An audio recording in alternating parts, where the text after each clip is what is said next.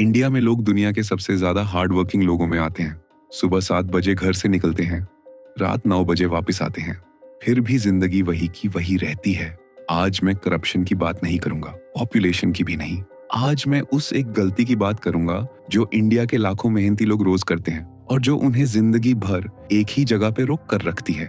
ये गलती इतनी नॉर्मल हो चुकी है कि हम इसे प्रॉब्लम ही नहीं मानते।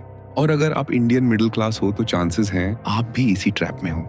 एक नॉर्मल इंडियन लाइफ इमेजिन करो, पढ़ाई करो, डिग्री लो, जॉब पकड़ो, बिल्स भरो, हर महीने सैलरी आती है और आने से पहले ही खत्म हो जाती है। लोग कहते हैं बस थोड़ा और हार्ड वर्क कर लो, लेकिन सवाल ये है कितना और? 10 साल, 20 साल या पूरी जिंदगी? सच ये है, इंडिया गरीब इसलिए नहीं है क्योंकि लोग मेहनत नहीं करते। इंडिया गरीब इसलिए है क्योंकि हमने गलत चीज को सेफ समझ लिया है और वो ही गलती हमें बचपन से सिखाई जाती है। वो गलती ये है सर्वाइवल को सक्सेस समझ लेना। हम सिर्फ ये पूछते हैं जॉब सिक्योर है ना, सैलरी टाइम पे आती है ना, पर हम ये नहीं पूछते क्या ये स्किल फ्यूचर में काम आएगी, क्या मैं रिप्लेस हो सकता हूँ। साइकोलॉजी में इसे कहते हैं फियर बेस्ड थिंकिंग। अगर फेल हो गया तो लोग क्या कहेंगे, फैमिली का क्या होगा? और जब पूरी सोसाइटी एक ही दर पे चलती है तो सिस्टम कभी चेंज नहीं होता। आप दो लोग इमेजिन करो, same city, same college, same degree. एक बंदा सिर्फ जॉब करता है, दूसरा बंदा स्किल बिल्ड करता है। 5 साल बाद दोनों का रिजल्ट अलग होता है क्योंकि पैसा सिर्फ मेहनत को रिवॉर्ड नहीं करता,